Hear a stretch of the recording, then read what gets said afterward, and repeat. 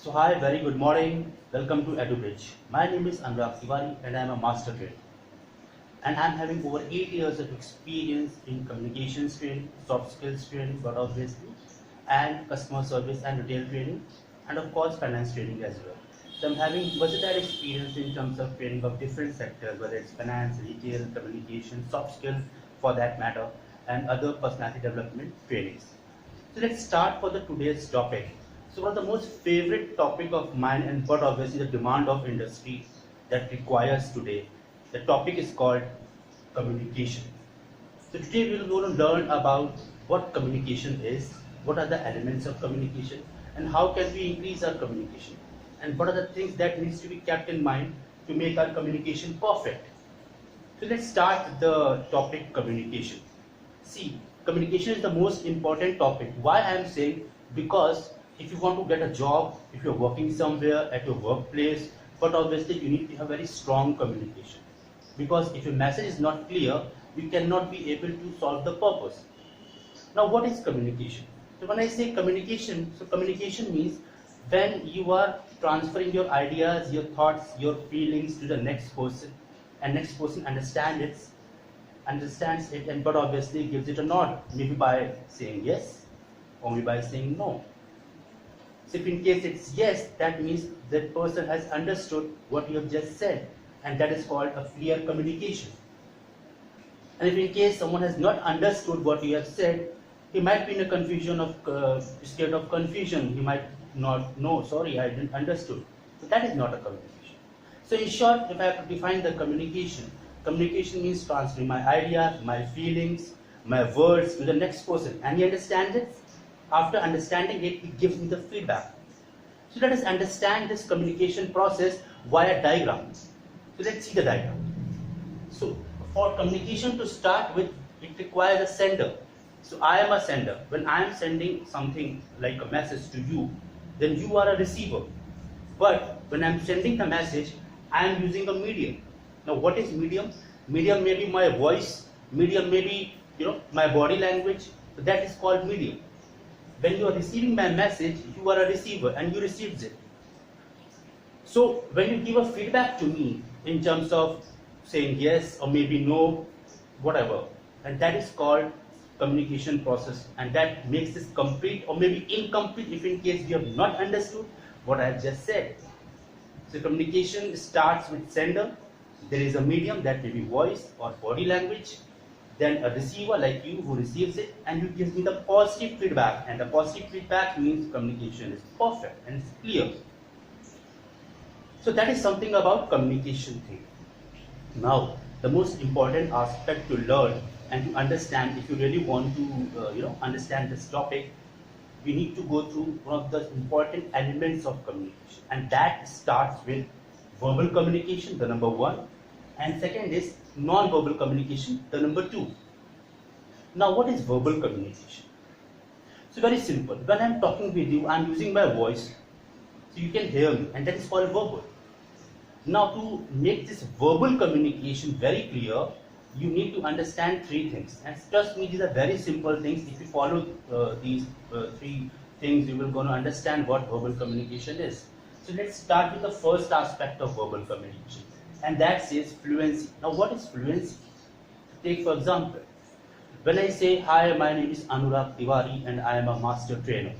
So you can see my all words are very clear. So what I am saying, you can understand that I am saying Anurag Tiwari, a master trainer. But if in case I said my name is Anurag Tiwari and I am a master trainer, or maybe I say I am a master trainer. So but obviously the master and master has a lot of difference. Master is good communication, rather it's a fluent way of saying master, but when you are not fluent, you will say master. So fluency is the most important aspect of verbal communication. Now the second one is speed. Take for example, I am saying hi, I am a doctor and I am a master trainer with EduBridge. So it's too fast. So your pace has to be very normal. You should be breathing properly when you are saying something to next person. So when I am saying speed, maybe you can take example like hi, very good morning, my name is Anurag Tiwari and I am a master trainer. So see, it's very normal speed. You can understand what I am saying word by word, count by count. The third and important aspect of verbal communication is, but obviously, the pause. Now, what is pause? Pause is the most important factor, trust me. If you understand it, you understand the fluency and you can understand the speed as well. Let me give you all the example of pause. So see, hi, I am Anurag Tiwari and I am a master trainer with EduBridge. So you see, I have taken maybe a fraction of a second of a pause, maybe a second pause when I am saying my name is Anurag Tiwari and I am a master trainer. So that pause actually clarifies what you want to say and connects with the next sentence. So taking a pause is very important. Now if you see, you can take an example. If I say, hi, I am Anurag Tiwari, I am a master trainer with EduBridge. You see, there is no pause. So you can't be able to connect what I am saying. So pause is the most important aspect of verbal communication. So let's now move to the second aspect, the most important aspect of communication, and that is called non-verbal communication. Now what is non-verbal communication? So non-verbal communication means no voice. It's only about body language. It's only about the way your posture is saying. It's about your face expression. Let us understand the term non-verbal communication.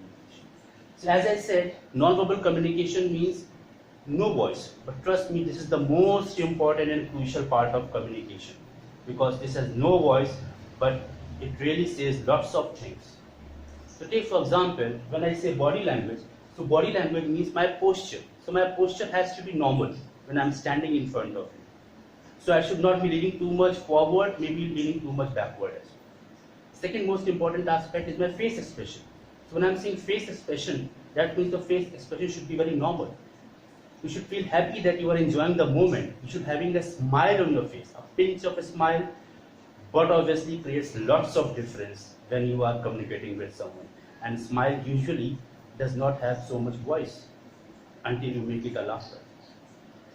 So body language, the first important aspect we discussed is posture, the way you are standing. The face expression has to be very normal. You should be having a pinch of smile on your face when you are saying something. The third important aspect of body language, again, we can say the hands movement. Now the hands movement is very crucial factor. If you take the example what I am saying, so hi, my name is Anurag Tiwari and I am a master trainer with EduBridge company. So see, my hands movement should not be too much and should not be too loud.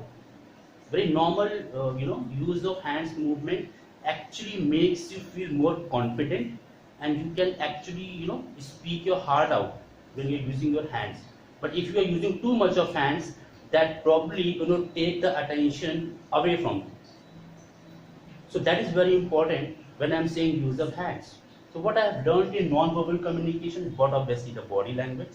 It has no voice, your posture, the face expression, the smile, and what obviously the hands movement. So these are the most important factors which we have discussed in communication part. So first of all, we discussed what communication process is all about. We discussed about the verbal communication. The fluency has to be very normal. You should not be too fast. The speed again has to be normal.